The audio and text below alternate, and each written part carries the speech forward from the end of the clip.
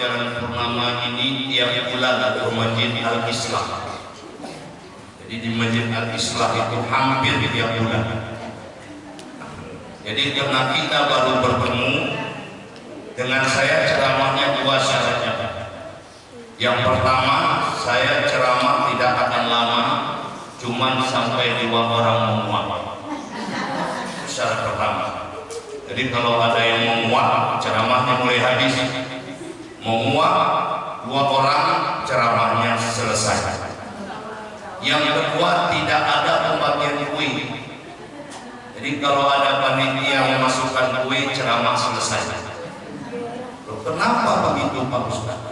Tidak mungkin ilmu masuk Bapak Ibu makan. Sementara saya yang ceramah tidak makan. Makanya pengajian itu 2 kali dibuat. Kalau tidak makan dulu baru acara, atau habis acara makan. Jadi kalau Pak Kepala Desa ini Bapak Ibu sudah tahu betul. Beliau belum jadi kepala desa, tukang kampanyenya saya, begitu juga. Pak Kades ini dari dinas sudah bersama.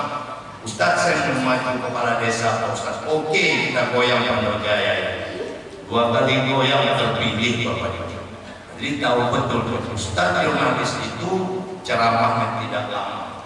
Kalau saya ceramah kemana-mana, tetap pantunnya itu saja. Ikan sepat, ikan gabus, makin cepat, makin cepat. Saya tidak akan ceramah ikan kakap, ikan lele. Banyak cakap tapi bertele-tele. Intinya ikan mujair, ikan sembilan sudah cair, saya pun pulang. Bapak Ibu yang dimuliakan Allah, untuk memuliakan tahun baru ini, mari kita awali dengan bersama-sama kita berselawat kepada Rasulullah. Salawat yang dibacakan oleh penduduk Madinah ketika menyambut kedatangan Rasulullah. Apa salawatnya? Tola'al badru alaina, telah muncul bulan purnama, min saniyatil wada, dari negeri Saniwada. Wajiblah syukur alaina, wajiblah kita bersyukur kepadanya. Mari kita baca bersama-sama.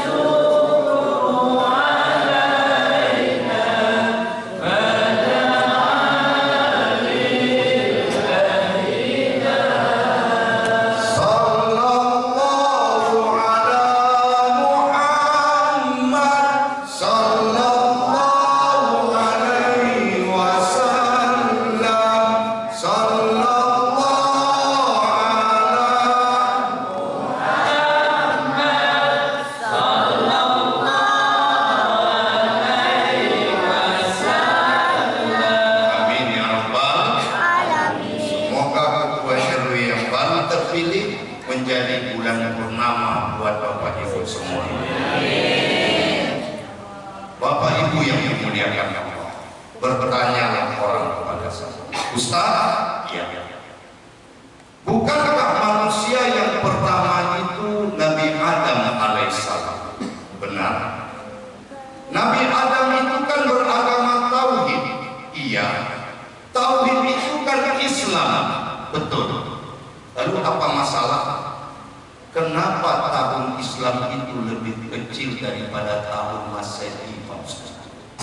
Kalau memang Islam agama pertama di muka bumi, Masehi sudah sampai angka 2022, sedangkan tahun Islam baru di angka 1444 Hijriah.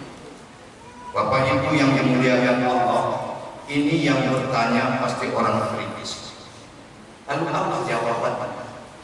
Jawabannya ada di surat At-Taubah ayat 3.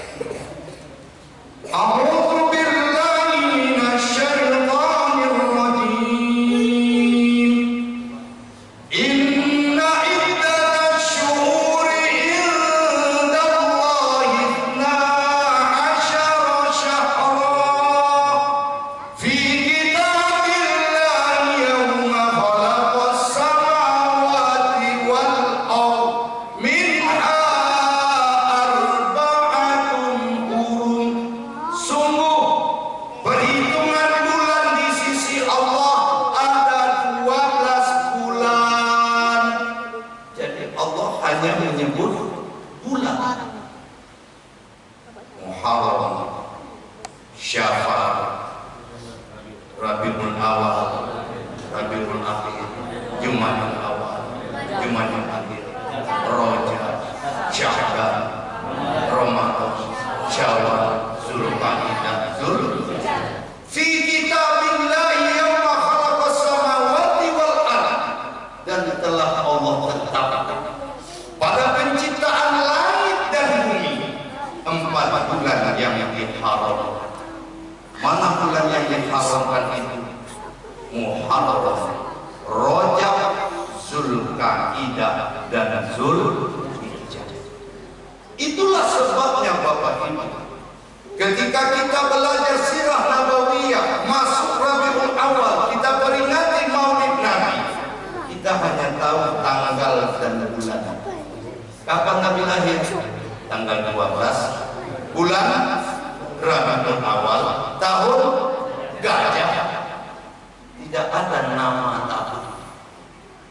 Lalu Nabi Isra dan Mi'raj, kita tahu tanggalnya 27, kita tahu bulannya Rajab, tahun duka cita. Kenapa tahun duka cita? Hari itu Nabi kehilangan istri dan pamannya. Jadi orang membuat tahun menurut peristiwa yang terjadi. Bapak saya umurnya 98 tahun. Saya tanya, ya tahun berapa lah ya lahir? Pokoknya Jepang masuk atulah kelas 6 dulu. Tak tahu dia tahun berapa, yang penting Jepang masuk. Tak ada Allah menyebut tahun, Bapak. Nah lalu kapan baru ini diadakan? Pada masa pemerintahan Khalifah Umar bin Khattab. Beliaulah Bapak Ibu yang melakukan. Ketika dapat surat dari Raja Romawi mau dibalas pakai tahun Masehi, Umar tak berani. Kenapa Umar tak berani? Karena ada hadis yang mengancam, namanya tasabbuh. Man tasabbaha biqaumin fahuwa minhum. Barang siapa yang bertasabbuh dengan apa yang dimiliki orang di luar Islam, dia masuk ke dalam golongan orang tersebut. Alhamdulillah Bapak Ibu, tasyabbuh di negeri kita mulai hilang. Tasyabbuh tahun baru Masehi kan tak ada lagi. Orang yang terompet kan tak ada lagi. Itu Bapak Ibu, pabrik terompetnya depan mata saya. Apa kata mereka? Gara-gara Ustaz jurnalis ceramah mengharamkan terompet, tak laku terompet. Begitu mereka tinggalkan jual trompet, lihatlah sekarang apa usaha mereka, menjual anak murai batu. Saya tanya dengan mereka, Mas, enak mana jual trompet sama burung murai batu? Enak murai batu. Jadi salah saya? Enggak, Pak Ustaz. Enggak ada lagi, Pak. Kalau dulu, Masya Allah, siaplah trompet, bakar, kumpul di lapangan, bakar kambing. Tak ada kambing, bakar ayam. Tak ada ayam, bakar ikan. Tak ada ikan, bakar sendal. Yang penting bakar. Alhamdulillah tak ada. Tapi ada satu yang hilang-hilang. Apa itu? Ulang tahun. Ada ulang tahun di RW sini, Bu. Kan sedih kita itu Pak Kades. Udahlah rumah ngontrak, token listrik kritis, anak ulang tahun, karena biar nggak tahu dia. Kan aneh. Ya Pak, rumah ngontrak, token kritis, anak. Ya Allah, apa namanya itu? Karam dia Pak. Kadang-kadang berdalih pula DPRW, anak saya minta Pak Ustaz, berapa umur anak itu? Baru 1 tahun. Tak mungkin anak 1 tahun minta ulang tahun. Ini pasti amatnya yang nggak tahu. Sosok modern. Ulang tahun itu tak sabuh Bapak Ibu. Kenapa? Dia ada dalam Injil Matius, dia ada dalam Injil Lukas, tak ada dalam Al-Quran. Semodern apapun kita, nanti Bapak Ibu punya anak modern datang dari jalan purnama rumah Bapak, pas hari lahir Bapak yang ke-70, di bawahnya lah komentar dengan lilin 70. Selamat ulang tahun ayah, di hidupnya lilin 70 tuh. Tiup ayah, tiup lilinnya, cukup orang aja. Ayah umur 70 disuruh niup lilin 70. Niup ayah. Siapa yang belum mati? Pak ayahnya tuh lilin. Lilin dulu mati, ayah berbuka. Ya sayangnya, besok kalau ada undangan ulang tahun jangan datang. Kenapa? I am Muslim. Saya Muslim. Tidak ada ulang tahun. Ini tasawuf yang paling susah. Nah, Bapak Ibu, maka Sayyidina Umar mengumpulkan para sahabat. Dari mana kita hitung tahun baru ini? Singkat cerita, saya tidak akan cerita panjang lebar. Kita hitung sajalah dari peristiwa hijrah.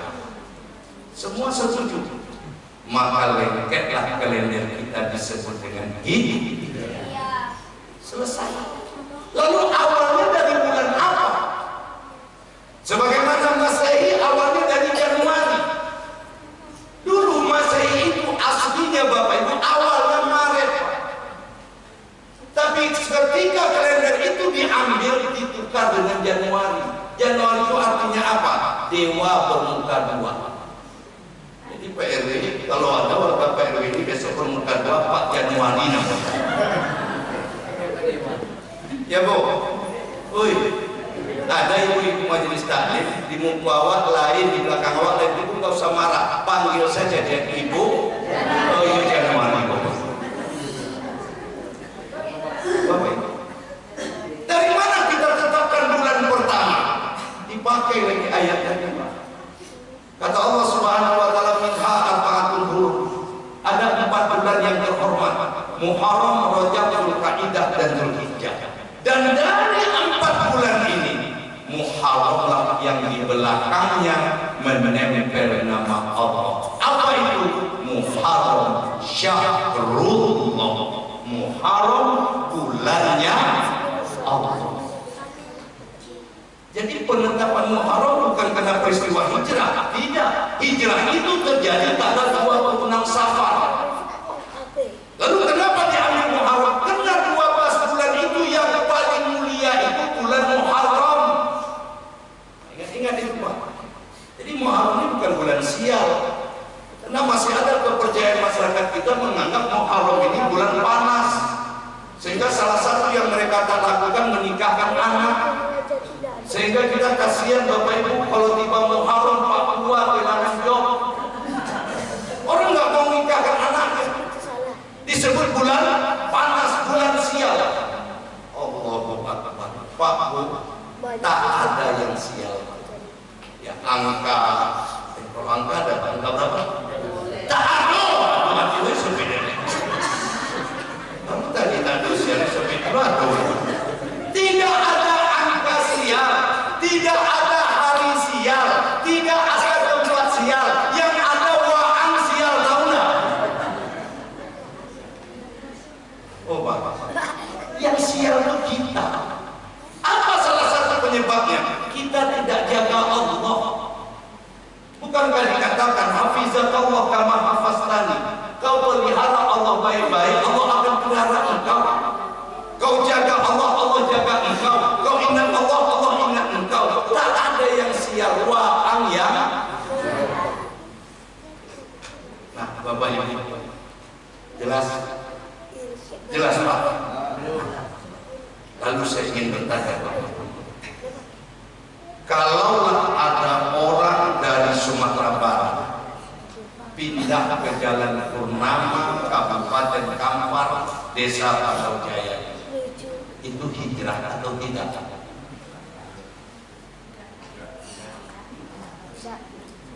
Hijrah atau tidak? Hijrah dari hijrah. Oh, kalau nggak tahu bilang wallahu a'lam. Dan ada nambah loh. Jawabannya belum tentu. Kenapa belum tentu?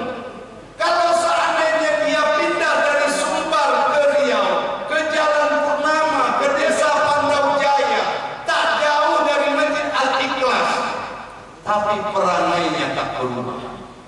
Di Sumbar dia tak ibadah, di sini juga tak ibadah.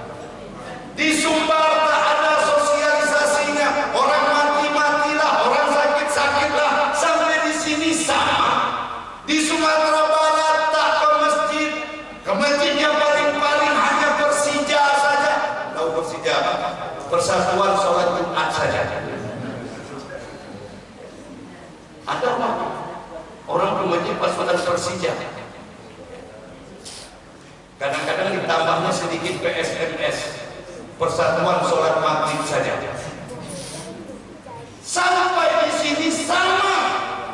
Maka orang itu bukan hijrah namanya, tapi nakola, pindah, bukan. Tetapi kalau dia datang kemana berubah, yang tak biasa ke masjid, melihat masyarakat di sini tiap saat ke masjid, dia ikut ke masjid. Yang tak ada sosialnya, kembali orang sakit dia jenguk, orang mati dia tak teriakan. Maka perubahan dia berpindah itu baru disebut hijrah. Jadi yang dituntut dalam hijrah itu apa Pak? Perubahan, bukan badan. Makanya Nabi katakan untuk kita ini tak ada lagi hijrah tempat. Tak perlu Bapak Ibu pindah dari Pangkal Jaya dan Kampar, tak perlu lagi. Tetapi yang perlu dipindahkan adalah tingkah laku, sikap dan amal ibadah. Kalau ini mampu kita lakukan, Masya Allah, luar biasa yang akan kita dapat. Siapa mau hijrah? Siap untuk hijrah? Ibu siap untuk hijrah? Dengan RW yang baru siap untuk hijrah? Allah beri RW 17 ini Pak 3 hadiah. Kalau RW 17 di RW yang baru ini hijrah semuanya, masjid dipenuhi, orang mati ramai-ramai kita takziah, orang sakit tak menengok kaya miskin kita tengok. Ya, kalau penyakitnya yang orang sakit, oh Pak, kalau Pak Kades sakit baru ditengok. Tapi kalau kucing kurung nggak harus tengok. Kadang-kadang mohon maaf Pak pakai nanya, lah berapa hari sakitnya?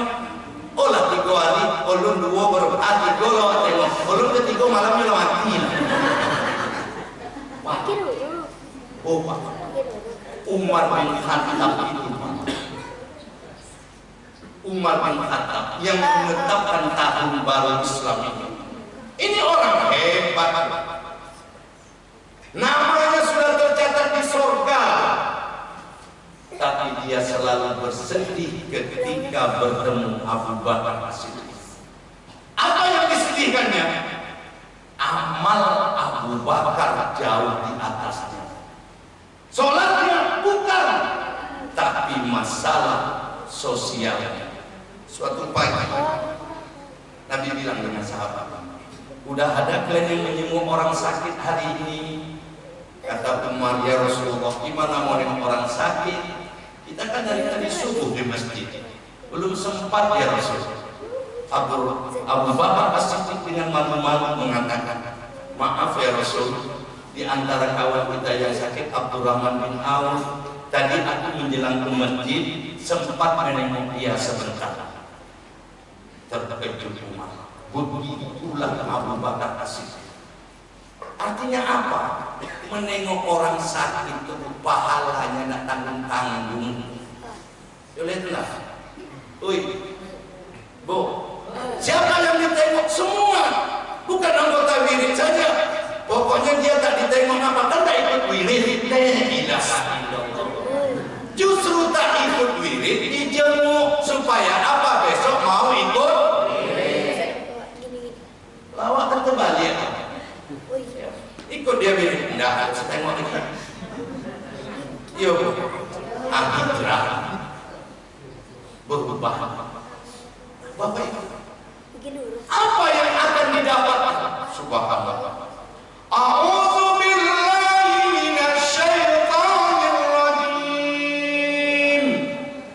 Wa man yuhajiru fi sabilillah yajid fil ardi muraghama. Dijanji Allah yang pertama. Barang siapa yang berhijrah di jalan Allah, maka dia akan mendapatkan di bumi ini rasa bahagia. Mau bahagia? Pilih mana Pak? Kaya sengsara atau miskin bahagia? Miskin bahagia. Kaya bahagia. Pilihannya cuma dua Pak. Tak boleh ada pilihan ketiga. Kalau ada pilihan ketiga saya pulang juga nih. Miskin bahagia atau kaya sengsara? Miskin. Pasti kita yang sehat memilih miskin. Loh kenapa? Karena bahagia bukan segi materi. Oh Bu, Ibu punya sawit luas terbentang, uang banyak di bank, makan udang terendam, kemana pergi naik pesawat terbang, tapi punya suami mata keranjang. Bahagia tidak? Bahagia tidak?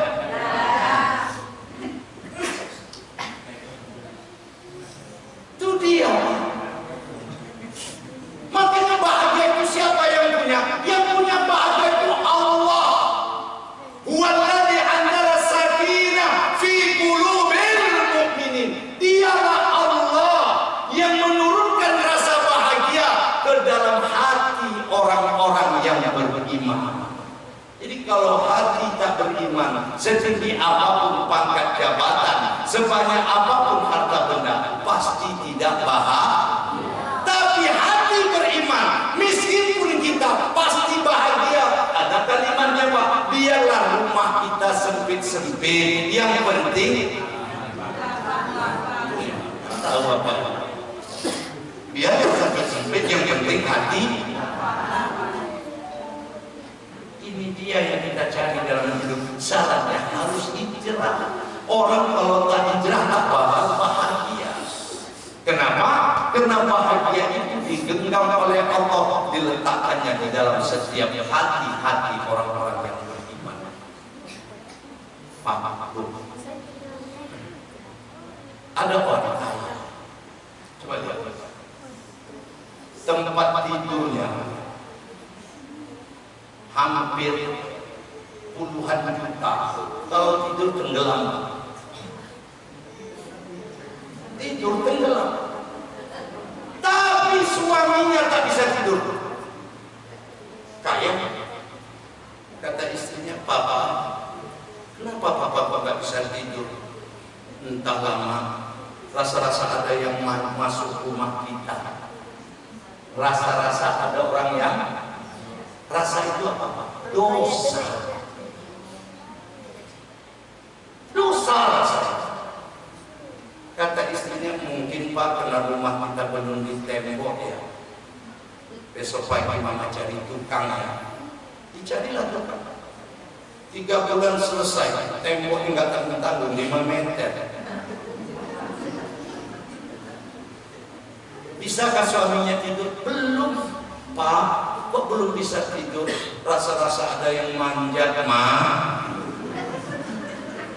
Dulu kan masuk, sekarang manjat. Mungkin karena rumah kita belum pakai security barangkali. Dicarilah Pak security, digaji 5 juta sebulan. Asal suami bisa tidur. Jaga rumah kami baik-baik, biar suamiku bisa siap. Tapi ingat, Ode jam 1 toko lonceng sekali, jam 2 toko lonceng 2 kali. Siap. Malam pertama dinas, security di menokok lonceng 2 kali. Berdua tuannya. Kenapa kok toko 2 kali? Jam 2 tuan. Jam 2 apa? Udah jam 5 tahu. Rupanya security-nya tidur apa tuh nanti lalu.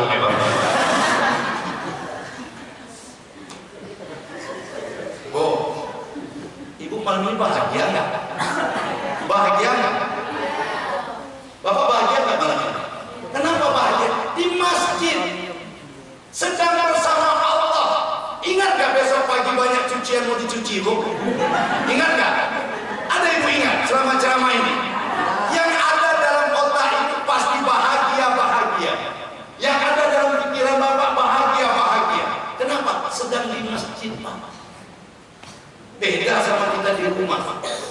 Kalau di rumah banyak, Pak, susah bahagia. Telentang kita nampak lotek. Kapan lakukannya? Mereng kita ke kanan, nampak jendela. Belum juga konsen betutan. Mereng ke kiri, nampak ini tambah tua, Pak. Ya Allah, itu yang paling parah. Yang ke kiri itu paling parah. Sampai lo bini awak pakai bodak dingin, Pak. Ya.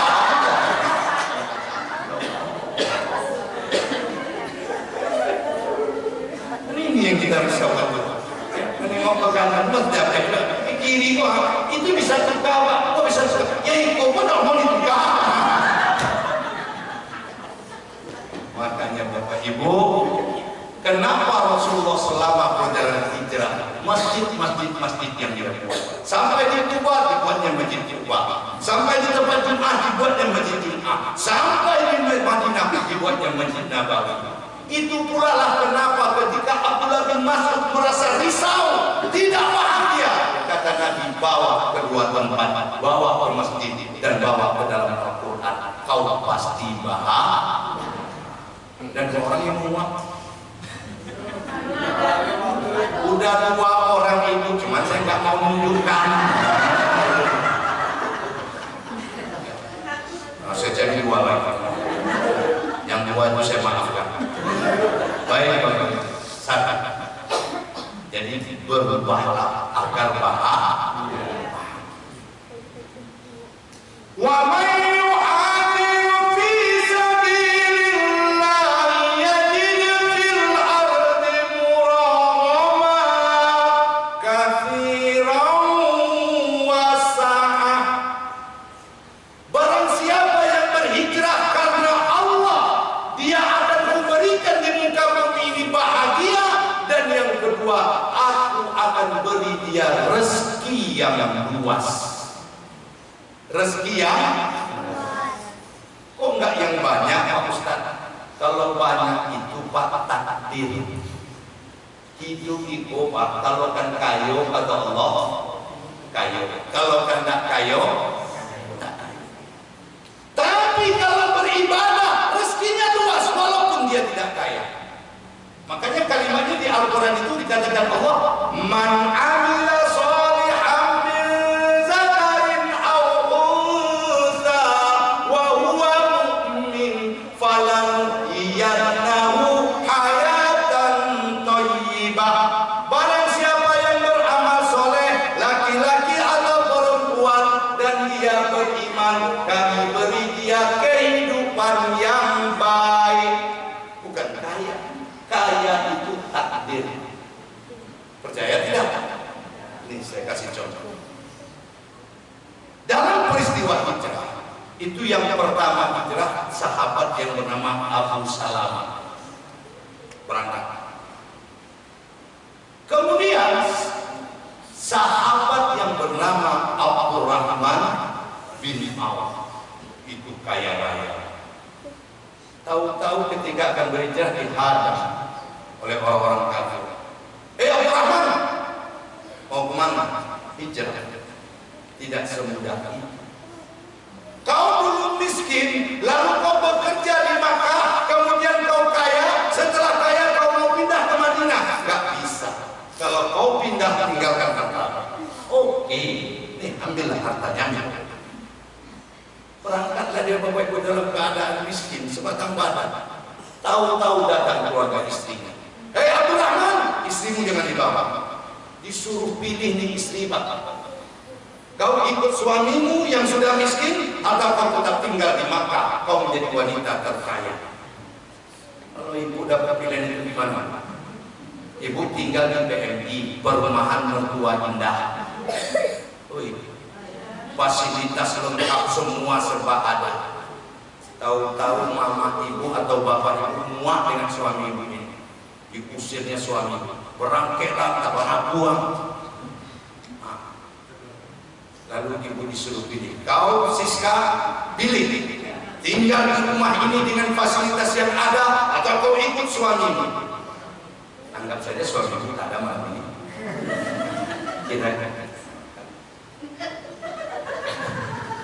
Kira-kira tetap tinggal di rumah orang tua yang serba ada, atau ikut suami yang sudah kere dari lubuk hati yang paling dalam.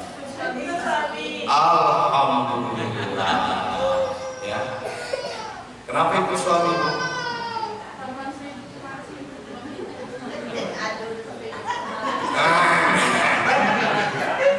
Kenapa ikut suami ibu? Jawabannya mudah. Dunia sementara Pak Ustaz. Sementara kita harus pulang kampung ke sorga. Kunci sorga kami suami kami, maka kami ikut. Jelas ibu? Iya, kunci sorga ini. Duduk saja ibu dekat suami ibu itu sama sholat sunat 6.000 rakaat tahunan. Iku ndak baik itu wirid situ wirid itu mari laki untuk orang rumah di rumah. Ada ibu-ibu zaman gini itu berapa kali ya? Nampaklah kita menung pagi-pagi. Ngapa Pak? Ibu mana bos ya ibu? Sore kalau ngomong apa seorang Pak mana ibu? Boy wirid. Bu, suamimu itu butuh kamu. Ya kan Pak? Boleh ada pencet-pencet itu. Laki-laki itu kan semakin tua semakin mau diperhatikan. Sama anak kecil lagi itu. Jelas tuh. Bu, lupa tuh. Nampak suami termenung datang. Bang, ngapa bang termenung? Kalau abang melamun masalah dunia, abang tak usah lah bang. Bagaimanapun kehidupan kita bang, saya tidak akan pernah lari dari abang. Tapi kalau abang termenung masalah akhirat, yuk kita kejar akhirat. Punya. Pun tidak nampak lagi itu mau panggilnya anaknya. Dia mau ayah poponnya. Kalau ada ini apa-apa pun itu Pak. Sebelum laut lari buka tambah lah Pak. Serius. Woi. Bu. Nah, ini jadi berkata sih. Mak sekarang aduh ya. Saya nengok di belah khusus malam Pak, kasihan Pak. Dari pagi dah pakai baju merah putih ibu ini. Aduh yuk pohon rasa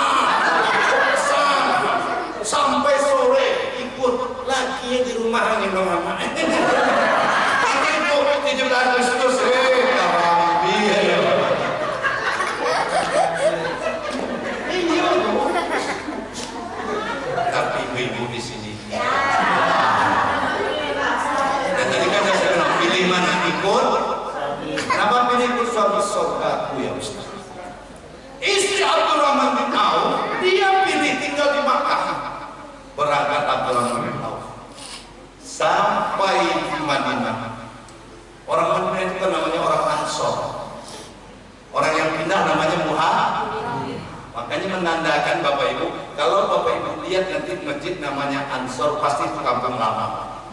Jadi kalau Bapak pergi ke Tanjung Datuk, itu masjid pertama itu Ansor, jauh lebih tua daripada Masjid Abidin, jauh lebih tua daripada Masjid Furqan. Kenapa? Itulah masjid pertama Ansor. Tapi kalau pergi Bapak Ibu ke perumahan, banyak nama masjid musola, apa orang baru, orang pindah. Sampai di Madinah, disatu kalah dengan orang Ansor yang bernama Sa'ad bin Rabi. Apa kata Sa'ad bin Rabi? Abdurrahman, kau dulu kaya, iya. Lalu karena pindah kau dimiskinkan oleh mereka. Benar. Sekarang kau lihat dua kebun ini, kedua-duanya milik. Kau pilih salah satu. Kau lihat dua perempuan itu, kedua-duanya istriku. Kau pilih salah satu, kuceraikan kau nikah. Begitu orang berkawan. Itulah Bapak. Kadang-kadang awak pun tak berpikir, tapi ini nanti kau kawan nganggur santai. Punya kawan nganggur lama-lama. Ya, sudah nikah Pak Kades. Ya, udah. 7 bulan setelah istri saya meninggal, nikah lagi saya. Istri saya ada di mobil. Belum meninggal istri saya. Meninggal. Lalu kok nikah lagi Pak Ustaz? Laki-laki tidak bisa sendiri. Doa saya dengan Allah Ta'ala, Allahumma afrif, ya Allah, tolong ya Allah, gantikan aku ya Allah. Wa afriful khairan minha, kalau perlu lebih baik dari yang lama. Hati Allah Ta'ala. Laki-laki tak boleh nganggur Pak. Jadi kalau ada Bapak yang nganggur, saya ajarkan doa. WA saja Pak.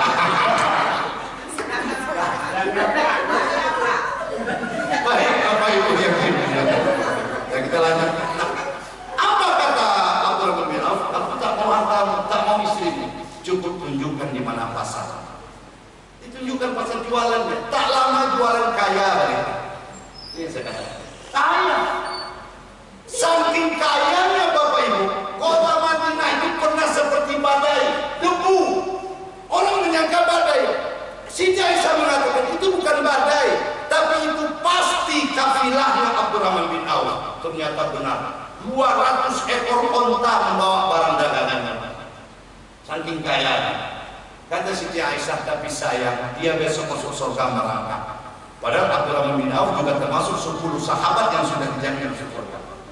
Datang dia kepada Siti Aisyah. Benar, kata Nabi, aku masuk surga merangkak. Benar, kau kaya.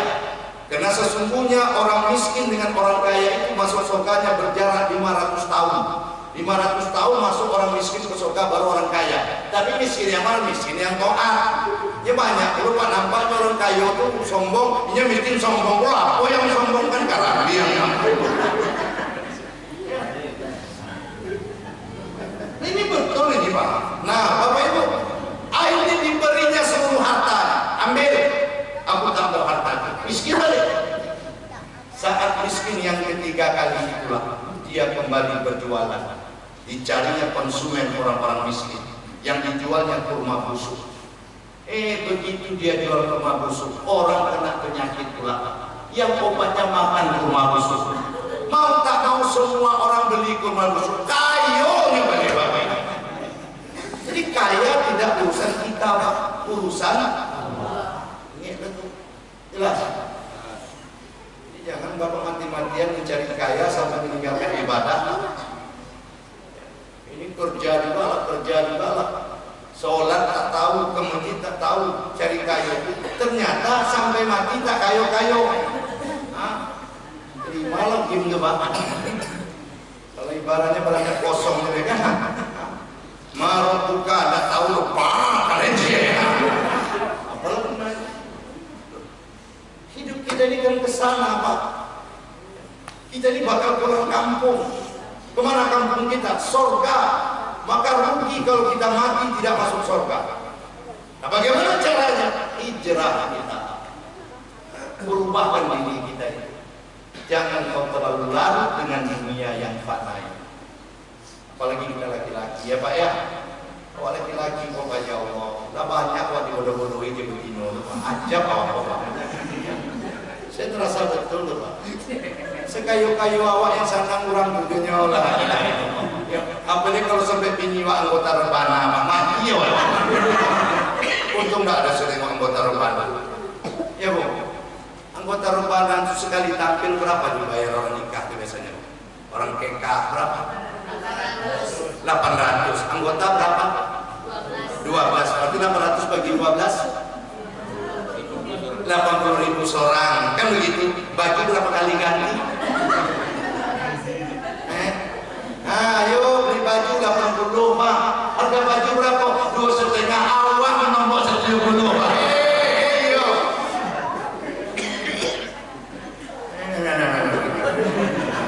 Depan desa dia. Akhirnya awak juga yang bayar 170. Pengalaman saya Bu ya. Tapi makanya Bapak Ibu ya, kalau ada majelis takmir rebana pakai. Jangan tak dipakai ya Bu. Ya. Berapa tuh dibayar Bu? 500, 800. Itu lagunya full kan? Tak perlu pakai Jackson. Nah, dulu Pak. Pokok takbir Rabbana al-Ikhlas saja. Bismillah langsung. Sampai nanti bapak-bapak makan Pak, menimbang bayi itu Pak. Saking tak ada lagunya la.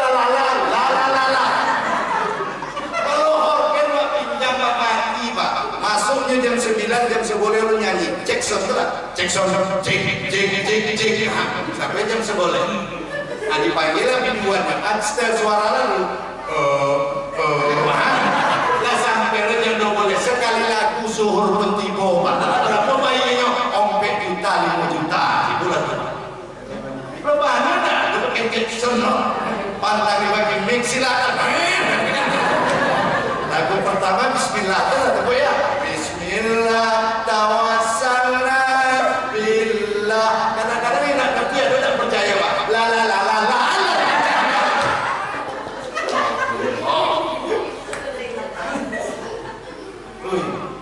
Betul tidak?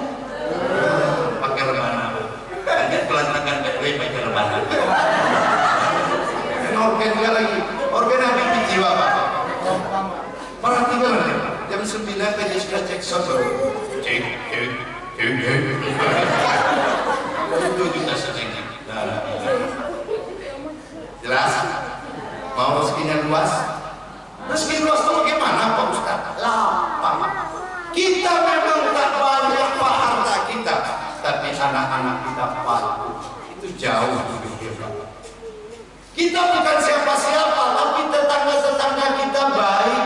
Itu rezeki yang luas Pak. Kita tidaklah sarjana-sarjana tinggi Pak, tapi setiap ada pejabat datang Bapak dapat undangan tuh.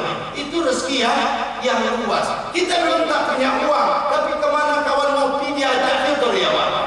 Atau Bapak sosok hebat boleh tinggal video. Anak-anak, ini rezeki yang luas. Makanya Allah Subhanahu wa taala di surah At-Talaq itu dikatakannya wa yarzuqu min haitsu la yahtasib. Ku beri rezeki dari jalan yang tidak disangka-sangka.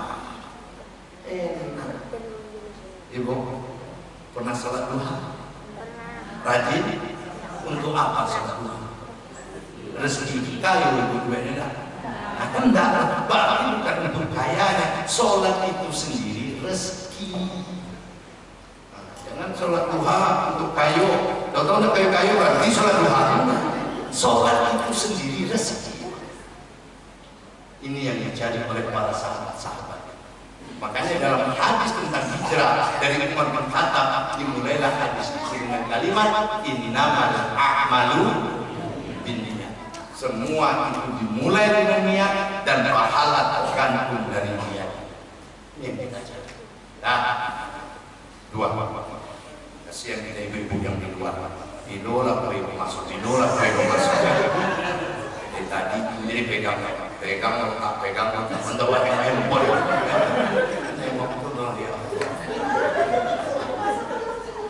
Yang ketiga, wa may yakhruj min baitihi muhajiran ila Allah wa rasulih.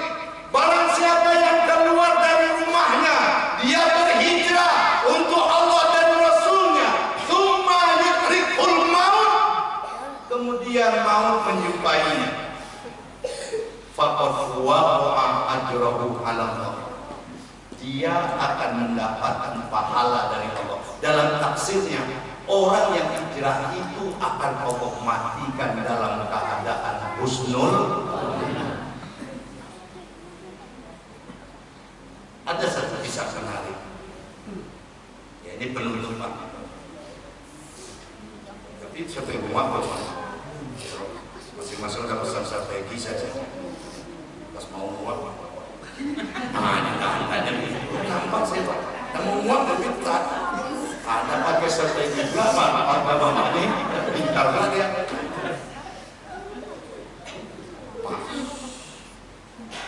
Khusus buat kita bapak-bapak. Hijrahlah kita dari rumah ke masjid. Ada apa Pak Ustaz? Ada sebuah riwayat yang sangat luar biasa. Seorang sahabat yang setiap waktu ke masjid. Jadi Nabi setiap keluar dari rumahnya nampak dia. Kenapa? Dia duduknya di sujud. Kenapa dia duduk di sujud? Tak mau mengganggu dan terganggu. Sampai suatu subuh, ketika Nabi masuk masjid, tak ada. Kemana kawannya? Waktu subuh itu masuk, azanlah. Selesai azan apa kata Nabi? Tunda dulu qomatnya. Ini menunjukkan bahwa tidak sama jarak antara azan dengan qomat, sholat subuh dengan sholat yang lain. Jadi buatlah sholat subuh itu jaraknya 15 menit. Kenapa? Pertama, orang bangun subuh itu pojoknya banyak. Kenapa? Yang kedua, di subuh itu ada sholat yang lebih hebat dari seisi dunia. Namanya sholat sunat fajar. Itu makanya boleh dilambatkan. Setelah dilambatkan, imamnya pun diatur. Seorang imam subuh mesti mencari ayat paling tidak bapak ibu yang 20 ayat. Maka buat buat atas 2 ayat. Begitu diajarkan, begitu Pak, supaya karena dia 2 rakaat tidak masbuknya tetap terkejar. Ini boleh kalau buat duha saja kita baca sama alam nasrul setiap subuh, boleh. Yang nggak boleh itu imam itu bacanya itu saja Pak. Itu batal sholat kita. Itu saja. Itu saja. Batal.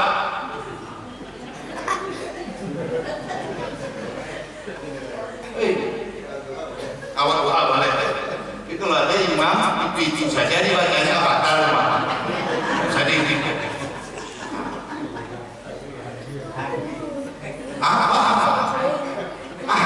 waktu hari bacanya alam nasrul dibacanya lam yakumil boleh, tapi kalau dari itu saja batal.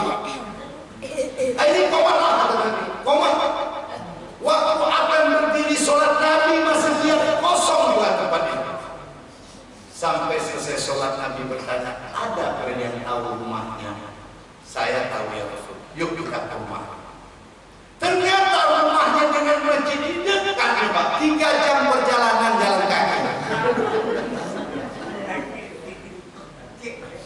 Oke, kalau jalan kaki dari Siko, mungkin sampai ke Simpang Beringin.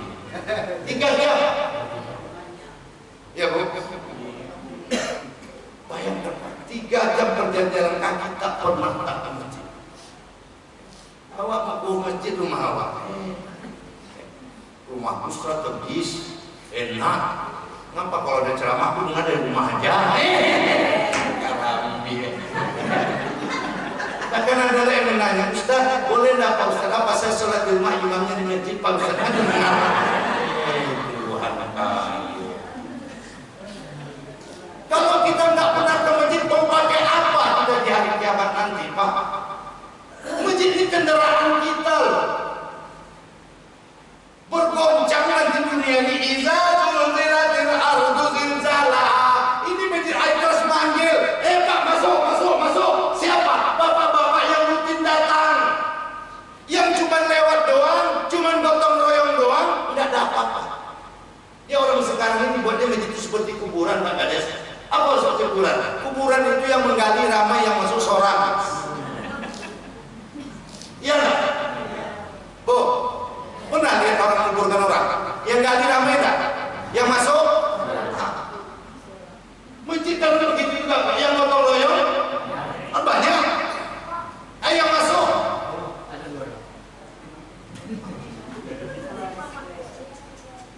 Bahkan saya sangat sedih Pak, ada masjid di Pekanbaru ini, ya di pinggir-pinggiran memang, ya subuhnya 3 saf. La ilaha illallah. Karena saya rutin kuliah subuh Pak, ya, rutin. Besok pagi saya kuliah subuh ini. Ada yang kuliah subuh 3 saf. Apa sedihnya Pak? Loh kok sedih Pak Ustaz? Saprizal, Saprianto, Saprijo. Itu sisapnya Pak. Bukan 3 saf ke belakang. Ya, kalau 3 ke belakang banyak itu Pak. 3 sisapnya Bu. Saprizal azan, Saprian imam, Saprijo buka pintu aja. Mau jadi apa hidup kita? Nah Pak Bu, coba kita lihat 3 jam sampai di rumahnya. Assalamualaikum. Waalaikumsalam. Keluar istrinya, ya Rasulullah, ada apa ya Rasul? Mana suamimu kok tak datang? Mohon maaf ya Rasul, kami tak bisa kasih tahu. Suamiku telah mati tadi malam pulang sholat isya. Ya Rasul, bayangkan, dia tidak ke masjid karena mati Pak. Berbeda orang akhir zaman, ala mati baru ke masjid. Ya, lebih mengkolo pada imam sahnya. Aku dah terkauji memang juga Pak. Terkauji mereka tu kawan. Nah Pak, kita lihat mana usul khatimahnya Pak Ustaz? Ya Rasul, boleh aku bertanya ya Rasul, ada apa?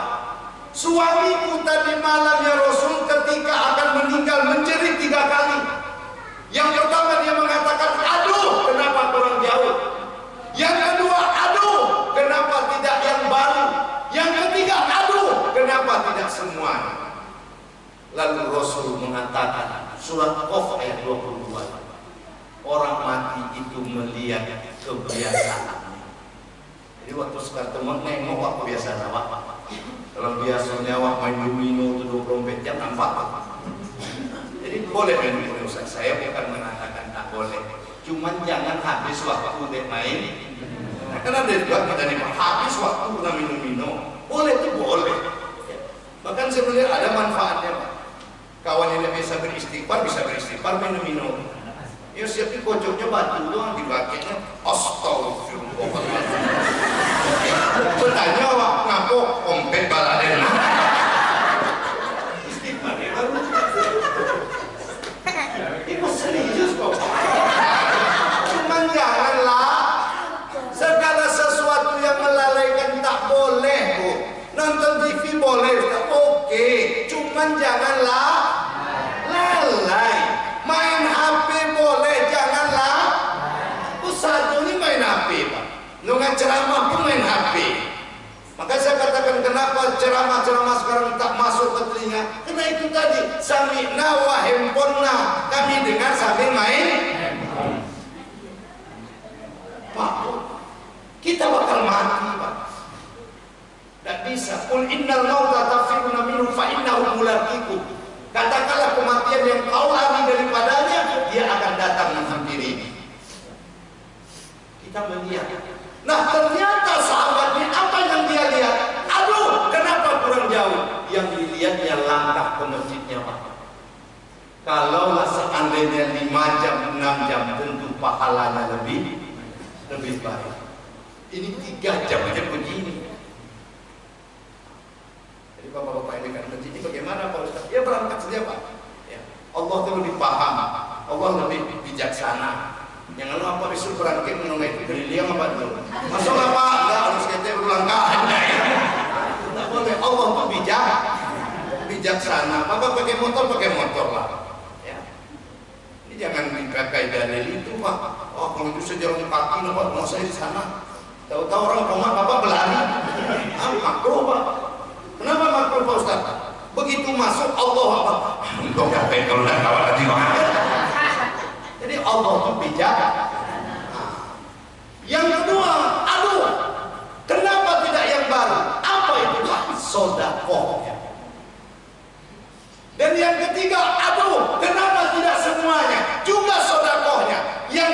ketiga ini sedekah makanan. Itu sebabnya hari ini di Pekanbaru itu Bapak Ibu model sekarang namanya Jumat Barokah. Jadi bapak-bapak pulang sholat Jumat sekarang ada makannya. Kadang-kadang masjid itu ramai. Kenapa? Orang udah tahu. Cuma di mana nanti? Di situ kenapa? Ramas boy. Pahala nggak itu Pak? Pahala. Ya Bu. Nah itu mulai di sini, udah mulai. Alhamdulillah. Apa tiap Jumat di sini Bu? Alhamdulillah. Besok kalau ada singgah nasi di sini ya. Kenapa Pak Ibu? Urusan kematian itu antara sholat dengan sedekah itu 26 kali kok beriringan. Makanya disebut oleh Allah, wa anfiqu mimma razaqnakum min qabli an ya'tiya ahadakumul maut fayaqula rabbi laula akhartani ila ajalin qarib fa asaddaqa wa akum minas sholihin. Dan infakkanlah apa yang telah diberikan Allah kepadamu sebelum ajal datang. Karena ketika ajal datang diperlihatkan seluruh harta bendamu, kebunmu dilihatkan, uangmu di bank dilihatkan. Kau berkata, Rabbi laula akhartani, Rabb tunda dulu kematianku, fa asaddaqo, aku mau bersedekah. Kata Allah Subhanahu wa taala, terlambat sudah. Terlambat. Bahkan kau pernah ke masjid bawa uang 75.000, begitu kotak infak lewat kau cabut uang, ternyata yang tercabut uang 50, kau masukkan balik ke kantong. Kau cabut lagi, tercabut uang 20, kau masukkan lagi ke kantongmu. Kau cabut uang 5.000, nah itu yang kau masukkan. Nah, Allah tahu. Jelas? Jelas Bu? Nah, apa hadiah dari Allah tadi? Ketika kita mau berubah, insya Allah bahagia akan Allah berikan, rezeki yang luas akan kita dapatkan, dan puncaknya husnul khotimah.